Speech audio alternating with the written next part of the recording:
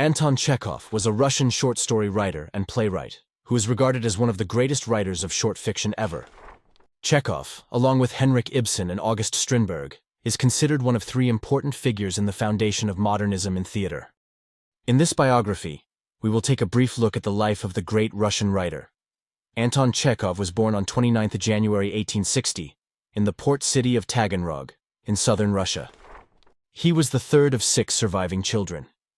Chekhov's father, Pavel Chekhov, was a devout Orthodox Christian and the director of the parish choir, who ran a grocery store. Pavel was a physically abusive father, whose lying and despotism, according to Chekhov, had ruined his wife's youth. Chekhov's mother, Yevgenia, was said to be a good storyteller who entertained and amused her children with the stories of her travels across Russia, along with her cloth merchant father. Anton Chekhov first attended the Greek school in Taganrog and also sang at the Greek Orthodox Church in his father's choir.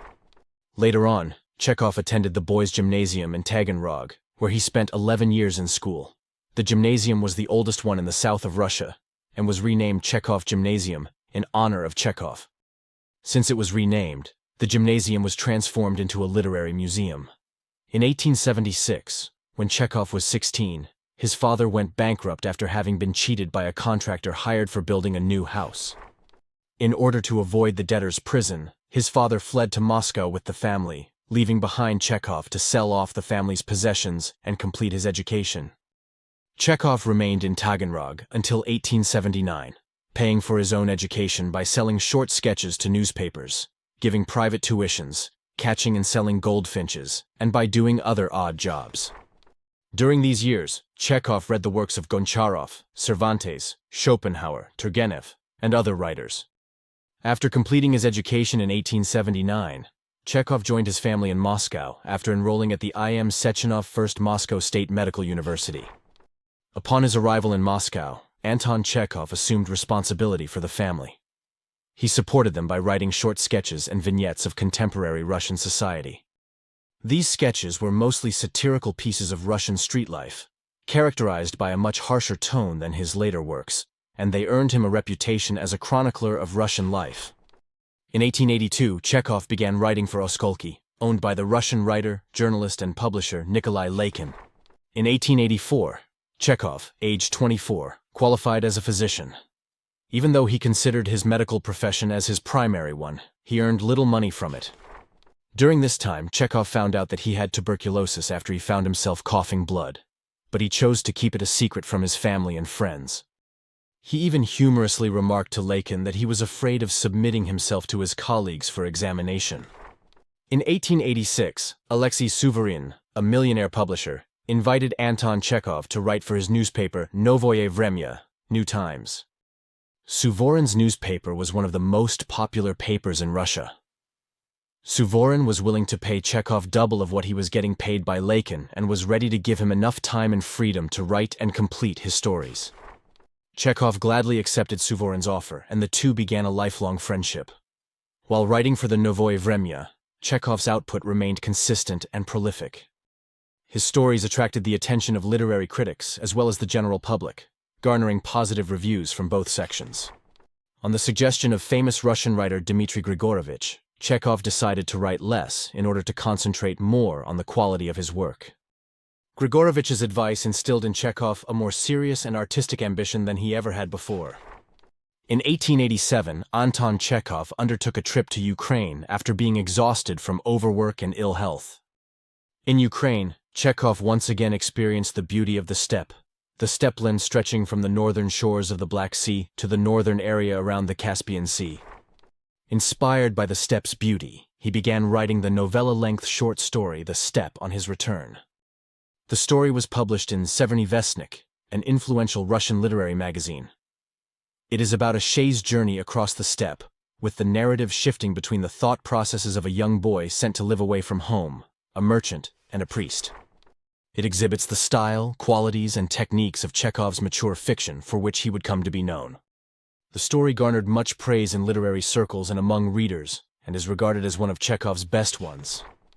In 1887, a theater manager named Korsh asked Anton Chekhov to write a play. Chekhov accepted the offer and wrote Ivanov, a 4-act play, in a period of 2 weeks. The play was produced in November of that year. Chekhov would later state that the experience of producing the play was sickening and chaotic.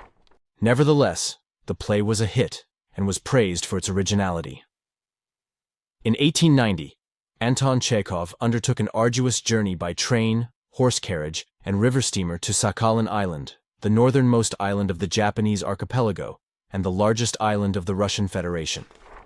Chekhov visited the penal colony on the island, where he spent 3 months interviewing thousands of convicts and settlers for a census. The scenes Chekhov witnessed in the colony shocked and angered him. He saw floggings taking place, forced prostitution of women, and blatant embezzlement of supplies. He was also saddened by the plight of children living in the penal colony with their parents. Chekhov stated that in the colony he witnessed the extreme limits of man's degradation. During this trip, Chekhov constantly wrote letters about his journey and the things he had witnessed, which are now considered among his best works. In 1893 and 1894, Chekhov's findings, travel notes, were published as Sakhalin Island as a work of social science, not literature. From his findings, he concluded that charity was not the answer, believing that it was the government's duty to finance the humane treatment of the convicts. On his return from Sakhalin in 1891, Anton Chekhov wanted to move to the countryside to improve his health. And so, in 1892, he decided to move to Melikovo. Once he had settled down in Melikovo, Chekhov set up his study and library, which also served as his medical office. Here he began actively practicing medicine, seeing patients who would gather outside his house from early in the morning. He was responsible for the medical care of 26 villages, 7 factories, and a monastery. Chekhov also traveled long distances to visit the sick, which left him with less time for writing. But he believed that his work as a doctor influenced and enriched his writing by bringing him into contact with all sections of Russian society. On his visits, Chekhov observed the poor peasants and their cramped, unhealthy living conditions. And he also observed the upper classes and their indulging lifestyle. He would later fictionalize these observations in his short stories. During his years in his country estate at Melikovo, Chekhov renovated the house and took up horticulture and agriculture as a pastime. He planted many trees and maintained the pond and the orchard. It was while living in Melikovo that Chekhov wrote 2 of his most well-known plays, The Seagull, 1895, and Uncle Vanya, 1897. Anton Chekhov wrote The Seagull in 1895, and the play was first produced in 1896. It is regarded as the first of his major plays. The play portrays the artistic and romantic conflicts between the famous middlebrow story writer Boris Trigorin, the innocent and unsophisticated Nina, and the fading actress Irina Arkadina and her playwright son Konstantin Treplev. In the play, the characters do not address issues directly or expressly, but rather skirt around them. The lines of the play are full of subtext. The opening night of The Seagull was a complete disaster. It was booed by the audience. Due to this, Chekhov had to leave the audience and spend the last 2 acts behind the scenes. This initial negative reception of the play turned Chekhov off from the theater. But when Konstantin Stanislavski directed a new production of the play for his Moscow Art Theater in 1898, the play became a massive success. Stanislavski's production of the play became one of the greatest events in the history of Russian theater and one of the most important new developments in the history of world drama. The success of the play encouraged Chekhov to write more plays for Stanislavski's Moscow Art Theater. After the death of his father in 1898, Anton Chekhov bought a plot of land on the outskirts of Yalta and built a house there, in order to recover from his worsening case of tuberculosis. The following year, Chekhov, along with his mother and sister, moved into the house. Here too he planted trees and flowers and looked after them. He also received other writers such as Leo Tolstoy and Maxim Gorky. While living in Yalta, Chekhov wrote 2 more plays, 3 Sisters and The Cherry Orchard, for the Moscow Art Theater, which took a year each. In Yalta, Anton Chekhov wrote his most famous short story, The Lady with the Dog. It was first published in December 1899 in the magazine Russkaya Mysl, Russian Thought. The story depicts an adulterous affair between a cynical and unhappy married man and a young unhappy married woman who meet each other while holidaying in Yalta. The affair, which first seems like a casual one, unexpectedly turns into something serious as they gradually fall in love with each other, thereby risking a scandal and their families' lives as well. The story resembles Chekhov's own life, as he had fallen in love with Olga Nipper, who would become his wife. Since the story was first published, it has been translated and published in numerous other collections and languages, becoming one of Chekhov's best-known works. Vladimir Nabokov went as far as to say that it was one of the greatest short stories ever written.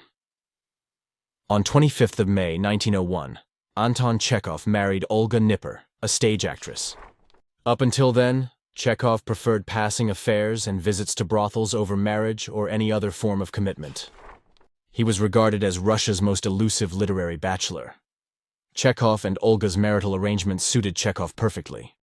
Olga mostly lived in Moscow, while he lived in Yalta, in the countryside. In 1902, Olga suffered a miscarriage. In 1904, Chekhov's last play, The Cherry Orchard, was published. The play premiered in the same year at the Moscow Art Theater, directed by Stanislavski. Chekhov described the play as a comedy, with some elements of farce, but Stanislavski treated it as a tragedy. The play was an immediate success among the audience and the critics. It is now widely regarded as a classic of 20th century theater, and has been translated and produced in several languages around the world. The play has had a great influence on many other playwrights, such as George Bernard Shaw, Arthur Miller, and Eugene O'Neill. Anton Chekhov wrote a succession of good, original, and groundbreaking plays such as The Seagull, 1895, Uncle Vanya, 1897, The Three Sisters, 1900, and The Cherry Orchard, 1903. These plays, without Chekhov's knowledge, revolutionized theater and the art of acting forever. Chekhov's plays express the realism of how people truly act, behave, think, and speak to each other, without any exaggerated elements. His plays succeeded in translating this realism onto the stage, in order to portray the human condition as accurately as possible. Due to these qualities, his plays received much praise from audiences and critics for being relatable and true to real life. Chekhov's plays also laid down the foundations for acting in the 20th century, thereby revolutionizing the art of acting until the present times. Chekhov also laid down an important dramatic principle known as Chekhov's gun. The principle requires every element in a narrative to be necessary and irreplaceable, while everything else must be removed that has no relevance to the story. Chekhov gave an example of this principle by saying, "If you say in the first act that there is a rifle hanging on the wall, in the second or third act it absolutely must go off. If it's not going to be fired, it shouldn't be hanging there." By 1904, Anton Chekhov became terminally ill with tuberculosis. He began to look so sickly that his brother, Mikhail Chekhov, once recalled that everyone who saw him secretly thought that his death was not far off. In June 1904, Chekhov and Olga set off for Badenweiler, a health resort and spa in the Black Forest in Germany, for him to recuperate. From Badenweiler, Chekhov wrote optimistic letters to his mother and sister, assuring them that he was getting better, which was false. On the 15th of July 1904, Chekhov, aged 44, passed away in Badenweiler. Chekhov's body was transported to Moscow and buried next to his father's at the Novodevichy Cemetery.